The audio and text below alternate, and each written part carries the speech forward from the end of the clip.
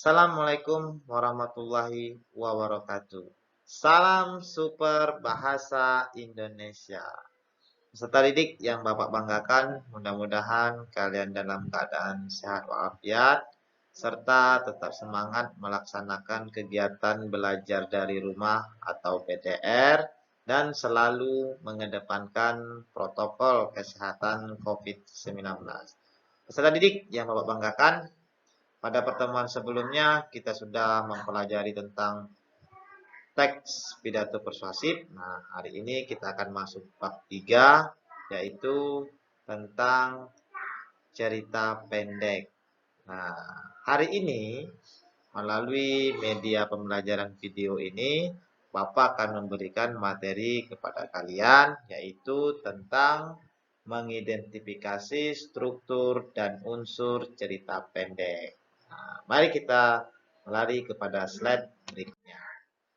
Cerpen. Apa itu cerpen? Nah, Bapak yakin kalian sudah pernah nih membaca cerpen. Bahkan mungkin ya di antara kalian ada yang sudah menulis cerpen. Itu sudah sangat luar biasa.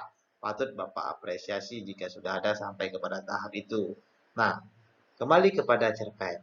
Cerpen itu sendiri adalah sebuah akronim. Cer ini adalah cerita, kemudian pen ini adalah pendek. Jadi cerpen itu kita selalu katakan akronim daripada cerita pendek. Baik, melalui pembelajaran hari ini, Bapak akan mengajak peserta didik semua untuk mengkonstruktif konsep apa itu cerita pendek, kemudian struktur dan ciri kebahasaan yang ada di dalam cerita pendek itu sendiri. Baik, kita beralih kepada slide berikutnya.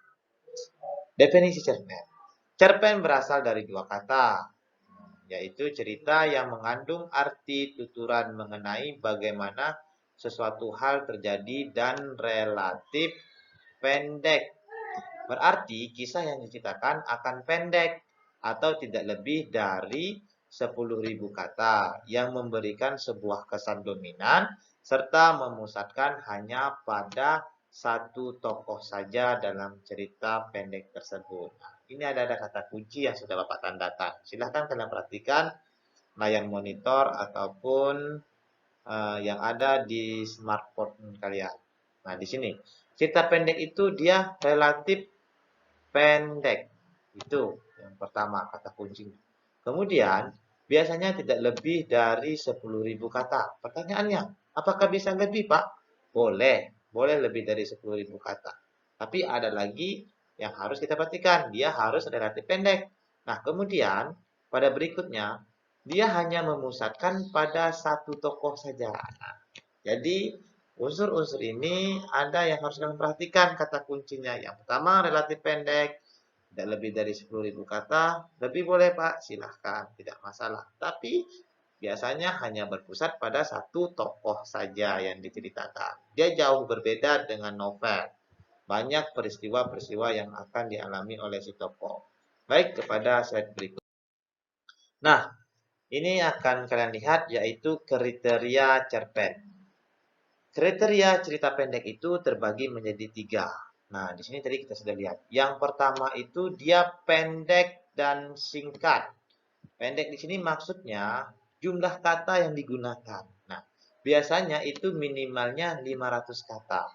Nah, maksimalnya bisa sampai dengan 30.000 kata. Tadi 10.000, sekarang 30.000. Jadi berarti dia boleh lebih. Tapi perlu kita ingat bahwasanya dia hanya berpusat pada satu tokoh saja. Itu ciri yang pertama. Nah, kemudian kriteria yang kedua yaitu ceritanya, fokus ceritanya hanya pada satu konflik. Nah, jadi di sini membedakan cerpen itu dengan novel. Kalau novel itu banyak konflik-konflik yang dialami tokoh, bahkan lebih daripada satu tokoh yang mengalami konflik-konflik. Nah, kalau di dalam cerpen itu sendiri, biasanya fokus ceritanya hanya pada satu konflik saja yang diungkapkan di dalam ceritanya. Itu adalah kriteria yang kedua. Selanjutnya, kriteria yang ketiga. Nah, di sini kita bisa baca bersama-sama. Penokohan Tidak terlalu banyak tokoh. Nah, jadi tokohnya tidak banyak dalam sebuah cerpen itu. Paling banyak 3 atau 4 tokoh. Dan tidak semua tokoh diungkap kepribadiannya dalam karangan tersebut. Nah, jadi dia tidak banyak menceritakan kepribadian ataupun peristiwa-peristiwa yang dialami tokoh-tokoh yang lain. Dia hanya berpusat pada satu tokoh saja. Baik, kita pahami ya, bahwasanya kriteria cerpen ada 3. Yang pertama, pendek dan singkat. Kemudian fokus ceritanya hanya pada satu konflik, kemudian tidak banyak melibatkan tokoh dan hanya menceritakan kepada satu tokoh saja. Oke, kita lanjut kepada slide berikutnya. Nah, di sini kalian akan mengenal yaitu struktur cerpen. Nah, cerpen itu sendiri dari sistematis penulisannya dia ada struktur yang harus diikutinya ataupun setelah kita analisa ada struktur-struktur di dalam pembentuknya. Yang pertama itu adalah orientasi. Nah, orientasi ini adalah pengenalan. Kalau kalian baca sebuah cerpen, biasanya kita akan dikenalkan dengan tokoh, latarnya di mana, karakter-karakter tokoh. Nah, kita lihat sendiri orientasi itu di sini pada slide ini. Orientasi yaitu penentuan peristiwa. Nah, peristiwa apa yang ingin terjadi nanti dalam sebuah cerita itu sudah mulai diceritakan di awalnya. Nah, kemudian biasanya menciptakan gambaran visual latar. Nah, jadi dia biasanya mendeskripsikan latar atau menciptakan latar-latar di mana peristiwa itu terjadi, siang atau malam, bagaimana suasananya. Nah, itu. Selanjutnya, waktu. Nah, ini tadi kita katakan waktunya kapan terjadi, apakah itu dari kisah nyata, ataupun dari kapan waktunya siang atau malam, tadi kita akan tahu nanti dari di tahap-tahap awal orientasi ini. Kemudian pengenalan karakter tokoh yang ada. Nah, di awal cerita cerpen, kita biasanya dikenalkan nih, ada tokoh yang baik, kita katakan sebagai tokoh protagonis. Ada juga tokoh yang jahat, kita kenalkan sebagai tokoh, tokoh apa tokoh jahat? Tokoh antagonis. Nah, ada juga tokoh pembantu, tokoh utama. Kita katakan dengan tritagonis. Ya, oke. Nah, itu adalah struktur yang pertama dalam sebuah cerita pendek. Nah, selanjutnya masuk kepada struktur yang kedua, yaitu adalah rangkaian peristiwa. Nah, setelah pengenalan di awal akan masuk kepada tahap yang kedua, yaitu adalah serangkaian kisah atau peristiwa yang terjadi pada tokoh. Nah, di sini biasanya setelah dikenal-kenalkan tadi, mulai itu masuk ceritanya. Tokoh sudah mengalami berbagai peristiwa-peristiwa. Nah, jadi nanti peristiwa-peristiwa itu ceritanya mulai masuk. Itu adalah struktur yang kedua. Yang selanjutnya, yang ketiga, dia naik lagi nih, naik jenjangnya. Nah, baru kepada komplikasi. Nah, cerita mulai bergerak kepada masalah yang memengaruhi latar dan karakter hingga konflik. Nah, dari peristiwa-peristiwa tadi, pada tahap rangkaian peristiwa, timbullah konflik, pertentangan, masalah. Nah, ini mulai nih. Nah, biasanya pada masa komplikasi inilah akan terjadi klimaks atau puncaknya sebuah cerita itu sendiri dalam sebuah cerita pendek. Nah, jadi pada masa komplikasi ini adalah pertentangan itu terjadi, kemudian puncaknya pertentangan-pertentangan atau masalah-masalah yang terjadi di dalam cerita pendek itu sendiri. Yang terakhir, barulah kita masuk kepada resolusi, yaitu adalah kata solusi, berarti penyelesaian. Di sini kita bahas penyelesaian masalah atau tantangan berhasil dicapai kepada konflik-konflik yang sudah terjadi tadi. Nah, jadi konflik-konflik tadi dapat terselesaikan dengan baik. Nah, kemudian juga hal seperti inilah cara pengarang biasanya mengakhiri sebuah cerita. Nah, jadi dia sudah turun kepada tahap penyelesaian masalah. Jadi sudah clear. Nah, itu sebuah cerita kan biasanya seperti itu. Biasanya dikenalkan, sudah kenalkan ada peristiwa-peristiwa, kemudian mengalami suatu konflik atau permasalahan yang sangat penting hingga memuncak, akhirnya masalahnya terselesaikan. Baik, itu adalah struktur daripada cerita pendek. Kita perhatikan yang selanjutnya. Nah, unsur-unsur cerita pendek. Nah, jadi cerita pendek itu sendiri ada unsur pembangunnya. Nah, ada di sini kita lihat pada slide ada dua. Yang pertama unsur intrinsik, yang kedua adalah unsur ekstrinsik. Apa itu unsur intrinsik? Unsur yang membangun cerita pendek itu dari dalam. Nanti kita akan lihat apa-apa saja yang tergolong kepada unsur-unsur intrinsik itu sendiri. Nah, ekstrinsik adalah kebalikannya, yaitu unsur yang membangun karya sastra itu dari luar. Nah, itu adalah dua unsur pembangun cerita pendek atau kita singkat dengan akronim cerpen. Baik, selanjutnya, nah, kita lihat di sini adalah unsur intrinsik. Nah, yang pertama, unsur intrinsik itu terbagi menjadi berapa? Bisa kita lihat, terbagi menjadi 6. Yang pertama, kita kenal dengan tema. Apa itu tema? Tema itu adalah gagasan pokok cerita ataupun sesuatu hal yang mendasari cerita itu sendiri. Itu kita katakan dengan tema. Kita bisa contohkan nih macam cerita Malin Kundang. Cerita Malin Kundang itu apakah ada temanya? Ada. Apa tema yang ingin diangkatnya? Bahwasannya anak durhaka nantinya pasti akan celaka. Itu tema yang akan diangkat, yang sudah diangkat dalam cerita Malin Kundang. Nah, jadi tema itu adalah gagasan pokok cerita atau sesuatu hal yang mendasari kepenulisan cerita itu sendiri. Itu yang pertama. Kemudian unsur intrinsik yang kedua kita kenal dengan latar. Latar itu adalah tempat, waktu, dan suasana cerita itu sendiri. Contohnya nih, di mana tempat peristiwa atau cerita itu terjadi? Apakah seandainya di suatu tempat, di pegunungan, di perkampungan, di dalam rumah, di sekolah, tergantung penulis-penulisnya di mana peristiwa itu terjadi. Itu tempat. Kemudian waktu, siang, malam, sore, nah itu waktu. Kadang-kadang sampai ke pukul sekian, nah itu waktu ya. Udah kita pahami. Kemudian suasana. Suasana ini adalah nuansa-nuansa yang ada pada cerpen itu sendiri. Mungkin dalam suasana keramaian, kemudian suasana hati sedang emosi, itu juga termasuk kepada penggolongan suasana. Jadi suasana itu bersifat umum, jadi tidak hanya kepada suasana keadaan kondisi, tapi juga keadaan suasana hati juga termasuk kepada latar nantinya. Nah, selanjutnya yaitu unsur yang ketiga kita kenal dengan alur. Alur ini kita kenal juga dengan bahasa lainnya plot. Nah, yaitu adalah jalan cerita. Seperti apa sih Pak jalan cerita itu kita lihat.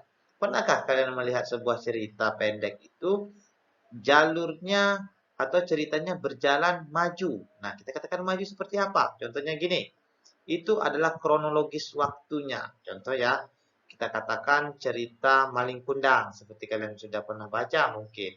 Cerita Malin Kundang itu diceritakan dari Malin Kundang kecil. Malin Kundang kecil, pertama dia hidup dengan ibunya di sebuah perkampungan, hingga Malin Kundang itu menjadi besar, dia berniat ingin merantau, akhirnya dia pergi merantau, dia sukses, kembali dia ke kampung, akhirnya dia melupakan ibunya, akhirnya dia pun menjadi dikutuk ibunya menjadi batu. Jadi artinya dari kronologis waktunya jalan cerita itu maju. Alur ini terbagi-bagi peserta didik semuanya. Ada alur maju, ada alurnya jalannya mundur, ada juga maju mundur. Nah, jadi terbagi menjadi bermacam teori sudah menjabarkan. Ada juga alur pusaran, tapi untuk dasarnya kalian cukup hanya mengenal 3 jenis alur saja. Yang pertama alur maju, alur mundur, dan alur maju mundur. Seperti apa Pak alur mundur? Alur mundur itu kronologis waktunya mundur. Kemungkinan pernah kalian lihat sebuah cerita, mungkin dia dari tua, dia menyatakan dia tua. Aku sekarang sudah berumur mungkin 40 tahun, sudah memiliki harta kekayaan yang berlimpah. Ini tidak terlepas perjuangan ketika aku masih sekolah dulu. Nah, dia flashback ke belakang. Nah, jadi alurnya mundur. Nah, jadi itu dikatakan mundur. Jadi peristiwanya dari kronologisnya sekarang pada berkisar kepada mundur-mundur kepada kronologi sebelumnya. Itu kita katakan kepada alur mundur. Selanjutnya alur maju mundur. Dia bisa maju dulu, nah kemudian dia bisa mundur lagi kronologis waktunya, kemudian maju lagi. Nah, seperti itulah. Nah, jadi alur itu pada hakikatnya adalah jalan cerita yang digambarkan si penulis dalam cerita pendek itu sendiri. Selanjutnya yang keempat yaitu adalah penokohan. Nah, ada tokoh yang terlibat. ada penokohan. Penokohan ini lebih kepada karakter yang ada pada tokoh. Nah, di sini kita lihat pemberian sifat pada tokoh. Nah, jadi tokoh-tokoh ini ada sifatnya. Nah, kita bagi tadi sudah saya bilang bahwasanya tokoh itu biasanya ada 3 sifat. Yang pertama sifat baik kita kenal dengan tokoh protagonis. Ada sifat jahat kita kenal dengan tokoh antagonis. Ada juga kita kenal dengan tokoh penokohannya tritagonis, yaitu tokoh pembantu tokoh pertama. Baik, bisa kita pahami ya. Nah, selanjutnya yang kelima unsur intrinsik itu adalah sudut pandang. Nah, sudut pandang ini sendiri bagaimana cara pandang visi seorang pengarang atau si penulis menggambarkan tokoh. Contohnya gini, pernah kalian lihat sudut pandangnya itu ceritanya bahwasanya dia menggunakan kata aku. Artinya seolah-olah aku itu dialah yang terjadi di dalam cerita itu sendiri. Nah, ada aku, saya, contohnya hari ini aku pergi ke pasar, kemudian aku berjumpa dengan guru lamaku. Berarti itu aku. Ada juga dia tidak pakai aku. Ada juga dia berkatakan dengan ceritanya seperti ini. Seperti cerita Malin Kundang.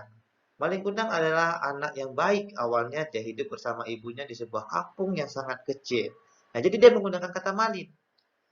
Nah, jadi berbeda dengan kata aku. Kalau aku tadi sama dengan saya. Nah, hamba itu adalah sudut pandang. Kita lihat dulu. Sudut pandang juga terbagi jenisnya. Ada sudut pandang orang pertama, ada juga sudut pandang orang ketiga. Ya, nah ada sudut pandang orang pertama, ada sudut pandang orang ketiga. Nah, sudut pandang orang pertama itu biasanya menggunakan kata aku, saya, hamba. Itu sudut pandang orang pertama. Sudut pandang orang kedua, orang ketiga maksud saya, sudut pandang orang ketiga itu biasanya menggunakan kata dia, ia, mereka, bahkan menggunakan langsung nama tokoh. Nah, ini tergolong kepada sudut pandang orang ketiga. Jadi sudut pandang ada sudut pandang orang pertama dan sudut pandang orang ketiga. Itu perlu kalian ketahui. Nah, selanjutnya unsur pembentuk cerita pendek itu sendiri atau unsur intriksnya itu yaitu adalah amanat. Amanat ini ya yang bisa kita tahu adalah pesan. Di dalam sebuah cerita pendek biasanya meninggalkan pesan, baik diungkapkan secara tersirat maupun secara tersurat. Ada pesannya. Biasanya di sini kita kan ada pesan moral cerita, apakah pesan religius, pesan sosial, dan lain sebagainya. Nah, ingat tadi amanat atau pesan itu saya sampaikan bahwa bisa terjadi dalam dua bentuk. Ada yang tersirat. Tersirat maksudnya tidak diungkapkan, tapi daripada cerita itu kita bisa mengambil kesimpulannya. Bahwasanya dia memberi pesan yang tersembunyi yang harus dipahami oleh si pembaca. Nah, selanjutnya pesan tersurat. Tersurat maksudnya pesan itu tersampaikan langsung di dalam teks cerita pendek itu sendiri. Baik, bisa kita pahami bahwasanya unsur intrinsik terbagi menjadi 6. Ada tema, latar, alur, penokohan, sudut pandang, dan amanat. Selanjutnya yaitu adalah unsur ekstrinsik. Nah, di sini ada latar belakang masyarakat, latar belakang pengarang. Nah, ini adalah unsur yang membangunnya dari belakang. Baik, peserta didik, terima kasih pertemuan hari ini. Mudah-mudahan melalui video pembelajaran ini setidaknya dapat membantu kalian di dalam mengkonstruktif konsep tentang teks narasi, khususnya teks cerita pendek itu sendiri. Dikit kita ambil kesimpulan bahwasannya teks cerita pendek itu sendiri ada terbentuk, yang pertama ada kriterianya, yang kedua dia ada strukturnya, yang ketiga dia ada unsur. Nah, kita kesimpulkan bahwasannya teks narasi itu sendiri juga merupakan teks yang bertujuan untuk memberi pesan-pesan kepada si pembaca. Jadi cerita pendek dalam arti kata bukan tidak ada fungsinya, ada fungsinya tersendiri. Baik peserta didik Bapak banggakan. Sampai jumpa pada pertemuan berikutnya dengan materi yang berbeda. Salam super bahasa Indonesia. Assalamualaikum warahmatullahi wabarakatuh dan salam sejahtera untuk kita semua. Dadah.